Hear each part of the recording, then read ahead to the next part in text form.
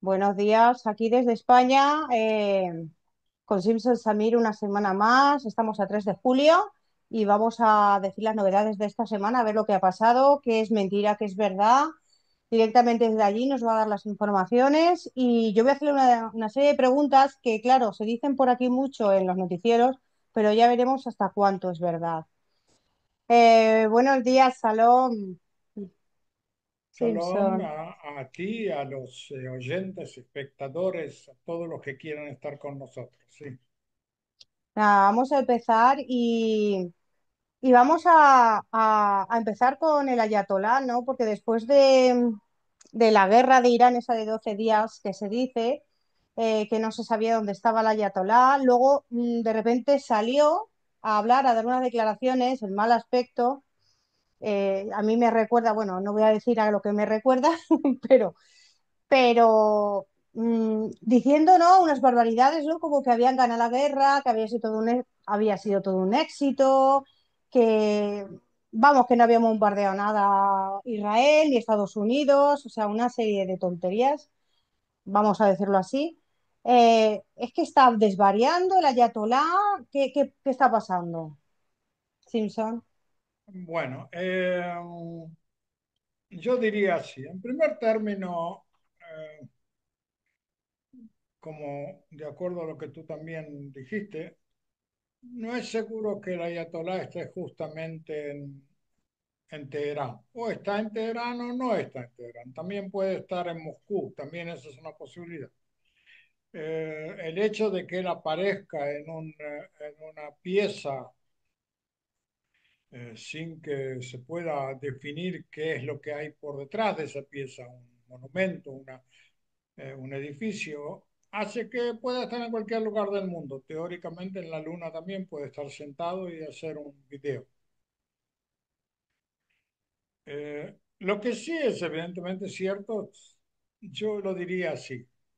Si hubiera habido un acto de rendición de Irán firmado ante las cámaras de televisión y eso hubiera pasado a YouTube, a todo un montón de lugares, él no podría permitirse en este momento decir ni que ganó la guerra ni nada por el estilo. El hecho de que no ha habido un acto formal al estilo de la rendición de Alemania en el 45 hace que él pueda decir lo que quiera. También eh, el, dado que hay prohibición de Internet en Irán y publican lo que quieren publicar, exacto, es decir, toda persona que no está de alguna forma, y eso también está prohibido, digamos así, que no está conectado con el Internet internacional o con algún grupo que está en el extranjero, no tiene otra posibilidad que escuchar lo que él dice, entender o no entender, estar de acuerdo o no estar de acuerdo, pero él tiene monopolio sobre lo que él habla. Eh, Evidentemente, todo el que levanta los ojos al cielo y ve los aviones israelíes dando vueltas sobre la cabeza, no puede pensar que Irán ganó. Pero no quisiera ocupar todo nuestro encuentro semanal en tratar de desmentir lo que está. El sol salió a la mañana y salió a la mañana. Es decir, él puede decir que no hay sol, pero el sol salió a la mañana. Sí, Claro, pasemos. es que es así, es que es así. Vamos a ver, Trump anuncia que Israel, es decir, Netanyahu, Israel, todos aceptan un alto el fuego de 60 días y le dice a Hamas que lo acepte si no habrá consecuencias. Pero luego un alto funcionario de Hamas ha dicho que no van que no van a aceptar ningún acuerdo para nada. Entonces, ¿qué es lo que va a pasar, no? Porque yo creo que Hamas no acepta nada. Bueno, hay que ver varias cosas. Eh, lo primero, jamás no es exactamente jamás. Jamás existe jamás, como dijimos, existe jamás en Qatar y existe jamás en los túneles en Gaza. Ahora, a nivel teórico, jamás en Qatar puede aceptar todo lo que quiere, pero quien tiene a los rehenes es jamás en Gaza. sí, de quien exigen que se rinda es de Hamas en Gaza, no de Hamas en Qatar. Por lo tanto, hay que tener en cuenta las conversaciones que tienen los Estados Unidos también con Israel y también con Qatar y también con Hamas, son con Qatar en Hamas, no es con Qatar en Gaza. Y tampoco Qatar de Hamas tiene, Hamas que está en Qatar, tampoco tiene contacto directo con el Hamas que está en los túneles, porque estos están en los túneles, porque se cuidan de no expresarse demasiado para no ser descubiertos por Israel dónde están exactamente. Es decir, hay todo aquí un juego de palabras. Israel acepta, Israel acepta. La pregunta no es si Israel acepta, como dice Trump, es la qué es lo que acepta Israel y qué es lo que acepta o no acepta jamás. Para que haya un acuerdo de cese el fuego, tiene que haber como mínimo dos personas que estén, o dos grupos que estén de acuerdo en lo mismo, los mismos puntos. Y si no, lo que va a pasar es que varias horas después de decir que ese es el fuego, no va a haber cese.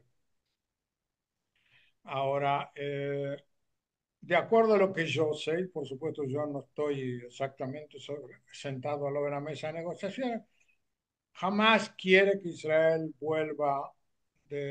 devuelva todo el territorio, vuelva a las fronteras del 6 de octubre del 2023. Por supuesto, Israel no va a aceptar una cosa así, y entonces ahí tenemos ya el primer punto en el cual el cese del fuego está condicionado a que acepten sobre ese punto. Otro tema, por supuesto, es qué es lo que va a pasar con Hamas después del cese del fuego. Si Hamas va a ser echados, los dirigentes, los que quedan, van a ser echados de la Franja de Gaza, eh, si van a entregar las armas, si van a dejar de ser una parte del gobierno en la Franja de Gaza o no. Jamás, por supuesto, se niega todo eso y jamás se basa en el principio muy claro que existe desde que dos personas empezaron a hacer un intercambio a fin de llegar a un punto. Si yo digo que no, entonces el intermediario le va a presionar al otro lado. Y eso es lo que está sucediendo. Jamás dice que no. Y entonces Trump, que está interesado en mostrar que es un buen negociador, entonces presiona a Israel. Y supuestamente Israel, por tales o cuales eh, eh, tales o cuales presiones que tiene, renuncia a una palabra, renuncia a alguna idea, pero hay cosas que son claras que no se van a poder dar. Israel no puede llegar como dije antes, a los límites que había antes del 6 de octubre ante el 7 de octubre del 23, porque eso significa nuevamente que jamás esté parado a 3 metros de los israelíes que están del otro lado de la frontera. Y eso fue lo que trajo en definitiva a que haya todo el lío en el cual estamos envueltos. Es decir, yo no me fijaría todavía en lo que dice Trump. Trump tiene una forma de dirigir todo este asunto por el cual expresa optimismo que muchas veces al final se confirma que no tenía razón de ser. Yo propondría esperar unos días. A principio de la semana que viene, Netanyahu llega con varias cartas, con varios ases, digamos así, a Estados Unidos, a hablar con Trump y Trump está interesado en seguir teniendo buenos resultados. Y la pregunta es hasta qué punto Netanyahu va a estar dispuesto a incluso un poquito enfrentarse en tal o cual punto con Trump. Yo no pienso que va a haber demasiadas discusiones entre ellos. En líneas generales ellos tienden a estar bastante de acuerdo sobre cómo ven las cosas. Puede ser que Israel tenga en tal o cual punto que ceder. No, eso no asegura por ahora que haya que el cese del fuego, que todavía no existe, por supuesto, se convierta en algo formal. sí. Y, Claro, eso se verá el lunes, ¿no? El día 7 se verá en la reunión allí en la Casa Blanca. ¿no? Sí, sí, pero como tú sabes, si no lo sabías antes, ahora lo sabes, eh, lo que se dice a los micrófonos no refleja exactamente lo que se dice lejos de los micrófonos. Así que puede ser que digan A y puede ser que mientras tanto están planeando D. Eso también puede existir. Habrá que esperar a ver los acontecimientos, no las declaraciones. Sí, claro. ¿Y qué opinas de Ben-Gvir, ¿no? Que ha dicho que los rehenes deben ser liberados a la fuerza. ¿Qué piensas de esto? O sea, Mira, hay varias cosas. Ante todo está claro por qué Ben-Gvir dice lo que dice. Eh, y es parte de las declaraciones ideológicas de él. Él, no es que él piensa que hay que declarar por la fuerza, sino que él piensa de que, y a lo mejor tiene razón, que jamás como un movimiento terrorista no se va a rendir y como no se va a rendir va a haber que sacarlo por la fuerza. Por supuesto que las declaraciones de él, que son declaraciones de un político conocido como de la extrema derecha en Israel, siempre son analizadas, publicadas en forma crítica por la prensa internacional y también por gran parte de la prensa en Israel, que da la impresión de que es una persona que no le importa qué es lo que sucede con las personas o con los rehenes. Lo cierto es que no sé si le importa o no le importa, pero no tiene demasiada importancia si a él le importa o no. Sí, sí la proposición que los Estados Unidos, como intermediario mayor, digamos así, le va a dar a Israel, va a, va a responder a los intereses generales de Israel. Entonces Israel va a aceptar esa proposición también si Ben Gvir va a poner una cara de antipática. Sí, si Israel no lo va a aceptar o si todavía jamás le hace el favor a Israel y dice que no, entonces Israel va a tener que decidir qué es lo que hacer con ese tema. Netanyahu, como receptor de todas las presiones de todos lados, sabe que el pueblo de Israel espera dos cosas. Una, espera que vuelva, cosas que dijo Netanyahu mismo, nadie dice cosas que él no dijo. Una, que hay que devolver a los rehenes, otra, que hay que terminar con Hamas. ¿Qué es lo que va a pasar a continuación? Veremos. Israel eh, normalmente lo que, o supuestamente lo que tiene, no lo que tiene en el sentido de que yo digo estoy a favor, pero lo que tiene que ocurrir es que haya un acuerdo determinado, que jamás libere a parte de los rehenes y que volvamos al mismo tango que estamos bailando todo el tiempo sobre qué es lo que va a pasar con los rehenes que queden en manos de Hamas, cuando por supuesto después de dar un nuevo grupo de cuerpos de muertos y de rehenes vivos, entonces jamás cada vez se queda con menos fuerza de chantaje, digamos así. Entonces, la pregunta si yo sería el padre de uno de esa gente que se va a tener que quedar a una última, supuestamente última, eh, a un último acuerdo. La verdad es que no me gustaría que mi hijo sea el que quede detrás, que quede para último momento. Es natural, la gente en Israel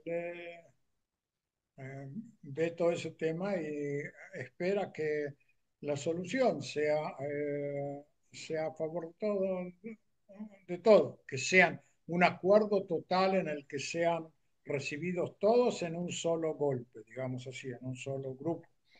20 personas, 30 cuerpos. Eh, la pregunta es si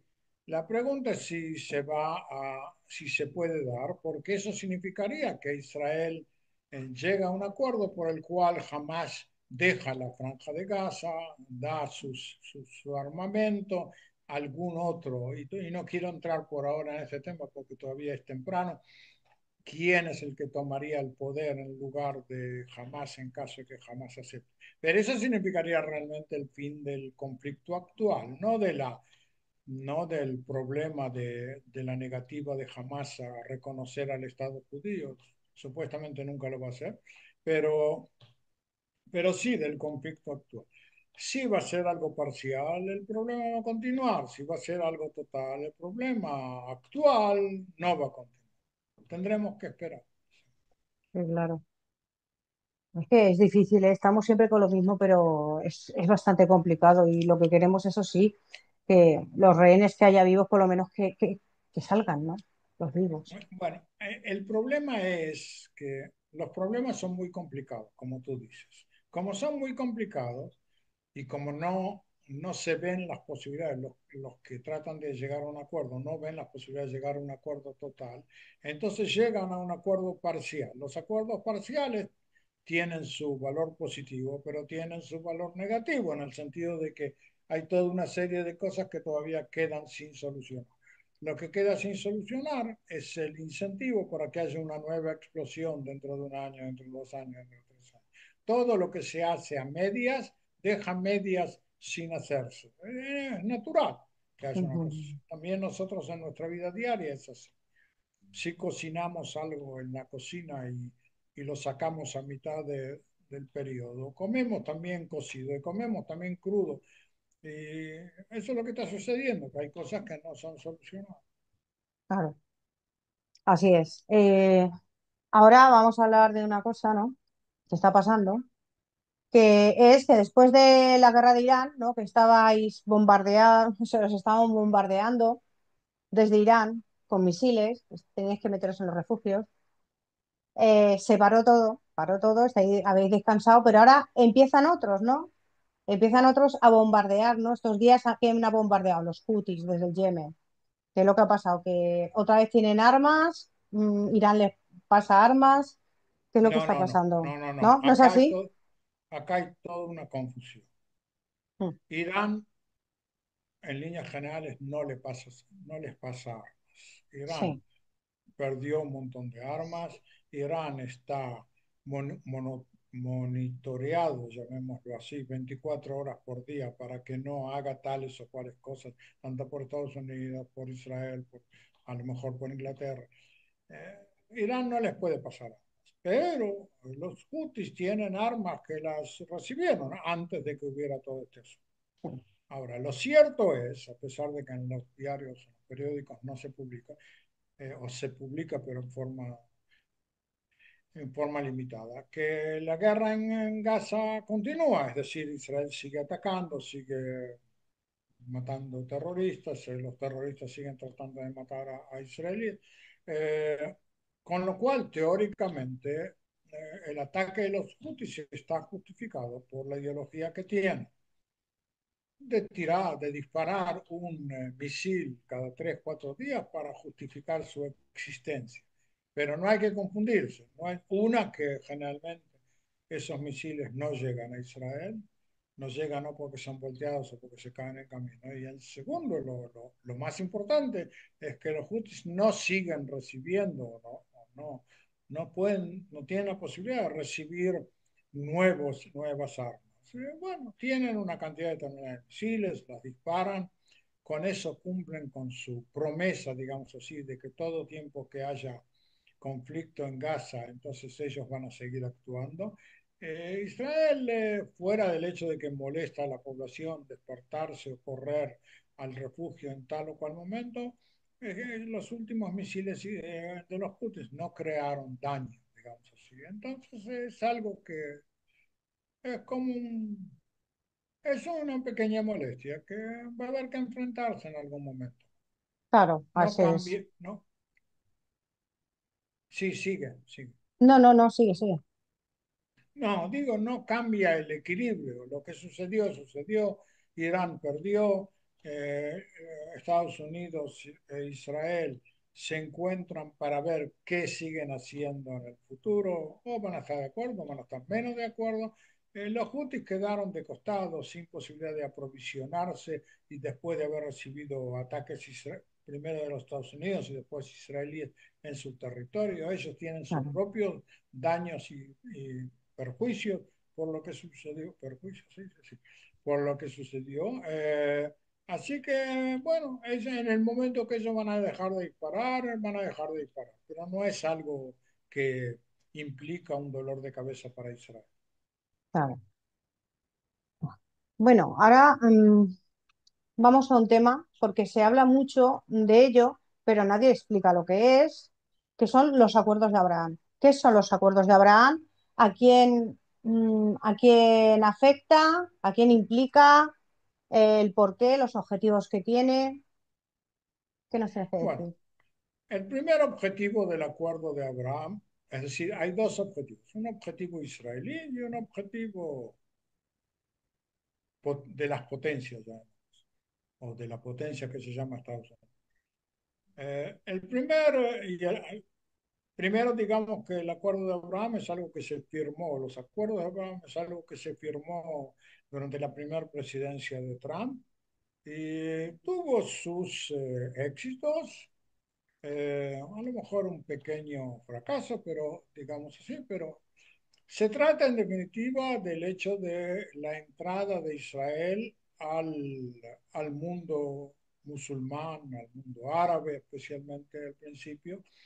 Eh, Después de 70 años o 80 años de discusiones y peleas y muertos y desastres, eh, aprovechando una situación geopolítica que había hace, hace 6 años, algo así, sí, más o menos unos 6 años, en el 2019, Trump empujó a varios países árabes a tratar de hacer con relaciones diplomáticas, económicas con Israel.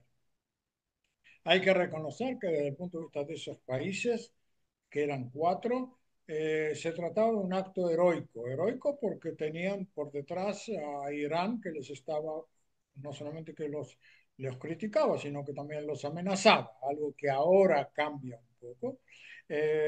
Se trata de los Emiratos Árabes Unidos, que es un país muy rico, pero muy pequeño y que está al lado de Irán y que con muy poco esfuerzo Irán puede invadirlo. Se trata de Bahrein también, un lugar muy chiquitito, todo en el Golfo Pérsico.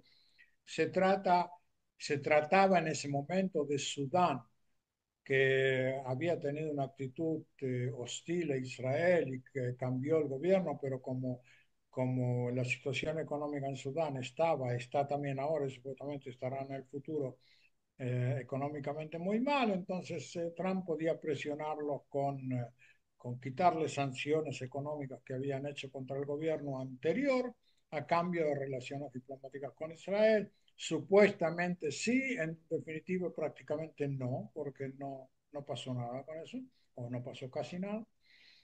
Y el país más importante desde el punto de vista geopolítico mundial es Marruecos. Es decir, Marruecos que ya tenía hace 30 años, tenía todo tipo de contactos con Israel, por debajo de la mesa, por arriba de la mesa. Eh, Firmó la relación diplomática con Israel. Es importante porque les recuerdo a quien no se acuerda que Marruecos está ubicada en un lugar muy, muy, muy importante, como es la entrada al Mediterráneo. Eh, y, y Marruecos tiene una tendencia pro Estados Unidos histórica y la sigue teniendo. E Israel tiene lo que darle a Marruecos en todo tipo de temas. Por supuesto que eso no convierte al pueblo marroquí en más amigo de Israel, pero sí convierte al gobierno marroquí en más cercano a Israel desde el punto de vista geopolítico. Eso fue lo que hicieron. Ahora, se sabía que la entrada de Trump a una segunda presidencia tenía que ser eh, algo que ayudara a Israel a hacer contactos con otros países. Pero lo que sucedió con la guerra con Irán es que en definitiva el látigo que tenía Irán sobre los países vecinos de ataques militares, ataques atómicos en un futuro, bajó. Y en consecuencia, más países pueden sentirse libres de tener miedo a lo que Irán puede hacer o no hacer. Y en este momento, agrandar los acuerdos de Abraham, se llamaba acuerdo de Abraham porque son acuerdos entre los hijos de Abraham, llamémoslo así, los musulmanes y los judíos, es un lindo nombre.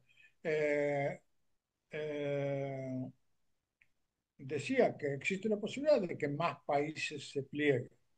Ahora, hay teóricamente, según los rumores, hay nombres dentro de los nombres rumoreados, llamaría así, que son sorprendentes. Es decir, hace 3 años no se podía pensar ni en la posibilidad de que un país como Siria esté dispuesto a firmar un acuerdo de normalización con Israel, ni un país como Líbano. En el Líbano, porque estaba Hezbollah en el gobierno del Líbano y ahora está muy debilitado. Y en Siria, porque en Siria estaba Bashar Assad, que era, eh, no era como Hezbollah, pero que estaba dominado económica y militarmente por Irán. Y en este momento eso ya no existe. Ahora como Siria es un país económicamente mal, que está económicamente mal, y como Estados Unidos, es decir, Arabia Saudita, son las fuentes económicas con las cuales puede reconstruirse. Entonces le dicen, te vamos a dar dinero si tú te acercas a Israel. Lo que no asegura que el presidente actual de Siria, Shara, sea exactamente un sionista, un pro-Israel.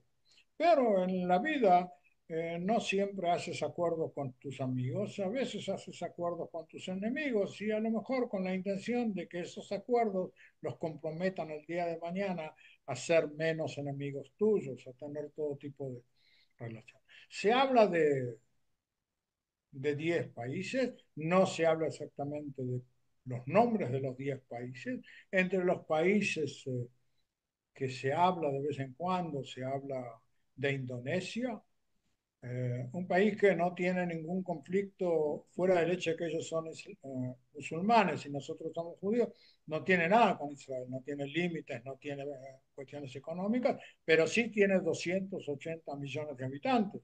Es decir, hacer un acuerdo de normalización con 280 millones de habitantes, si bien no los va a convertir en más prosionistas, pero sí los va a convertir en menos, políticamente, en menos presionando contra Israel. Lo mismo se habla de Malasia, no son 280 millones, son 40 millones, 45 millones, algo así. Eh, que es también un país y es un país desarrollado, no es uno de esos países más pobres dentro del mundo musulmán. Otro país que se nombra y no quiero, como se diría, echar la mala suerte sobre el tema, pero otro país del cual se habla es Pakistán.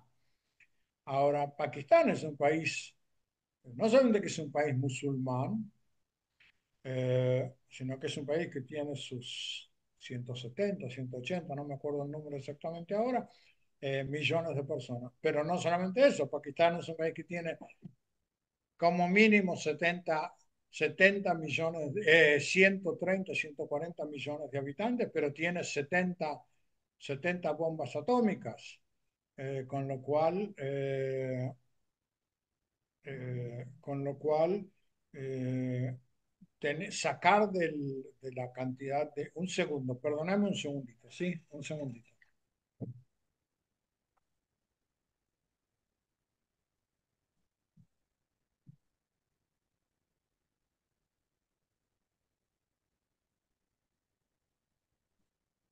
Esperando que venga Simpson. Muy interesante lo de los acuerdos de Abraham. Nadie exactamente lo explica. Bueno, ya está aquí. Lo que decía es que, sí, sí, dice que está funcionando. Bueno, comienzo nuevamente. Lo que estaba diciendo era que Pakistán es un país sabido de 70 bombas atómicas, a lo mejor tiene más.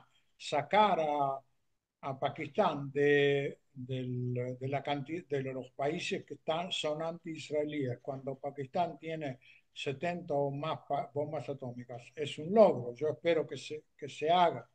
Eh, bueno, es decir, hay otros países que a lo mejor son países más pequeños, pero y a lo mejor no sé exactamente qué decirte, pero el hecho de que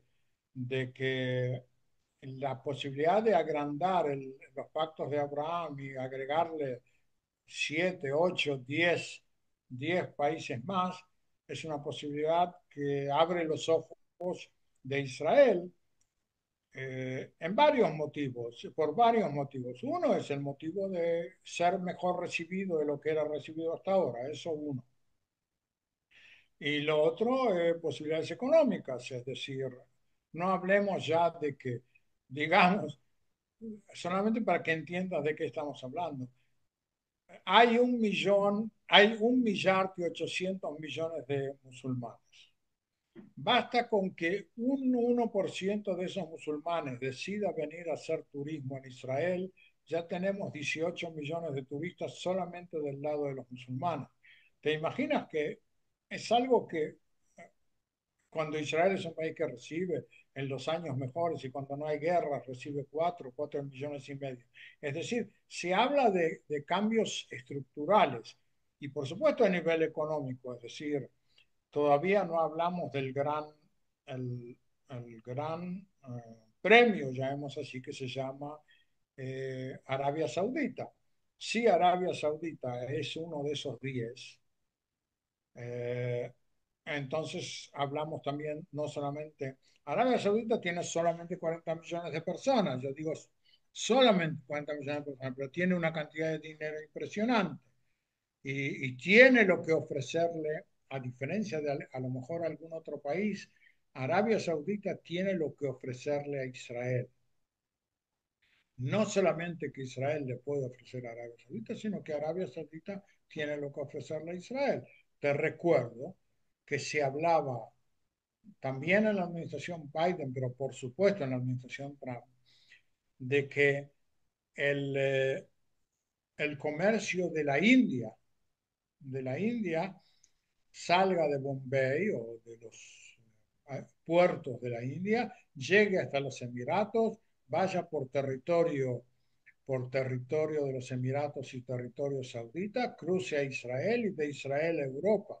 Ahora imagínate que todo eso, todo el comercio de la India, que es una gran potencia económica, que va hacia Europa, pase por Israel. Se habla de, no sé hasta qué punto Israel está posibilitada de tener una ampliación de ese tipo del comercio. No hablemos de que Arabia Saudita misma, no solamente su territorio, Arabia Saudita tiene gas, tiene petróleo, tiene todo lo que tiene, y si va a querer pasar ese gas o ese petróleo por vía israelí a Europa, eso significaría un cambio impresionante. No puedo llegar a explicarlo en los pocos minutos que tenemos, pero a lo mejor lo podemos dejar para otro día. ¿De qué se trata a nivel geográfico? Se trata de algo eh, impresionante, que tiene que ver también con Gaza, es decir, el Hola, interés de Trump por Gaza tiene que ver también con ese tipo de negocios. No te olvides que, sí, que sí, Trump es un negociante, en definitiva. vale. Pues lo vamos a dejar para otro día. Si quieres, lo preparamos y va a ser muy interesante. Y ahora vamos a dejar ya por aquí la entrevista, que ya no queda nada para que acabe. Y nada, ha sido todo un placer, Simpson, especialista en geopolítica, sociólogo y todo un maestro. ¿De acuerdo? No, no sé si todo un maestro, pero alguien que trata de hacer las cosas, sí. Y sí, y aquí protagonistas no somos nosotros, sino queremos decir la verdad desde Israel. Muchas gracias por vernos. El mensaje lo más importante, la defensa de Israel, las bendiciones por Israel. Aquí estamos para bendecir a Israel todos los días, ya que no nos gusta cómo lo tratan a Israel. Muchos besos. Salón desde España. Shalom, nos vemos la semana que viene. Muy Chao. bien. Chao.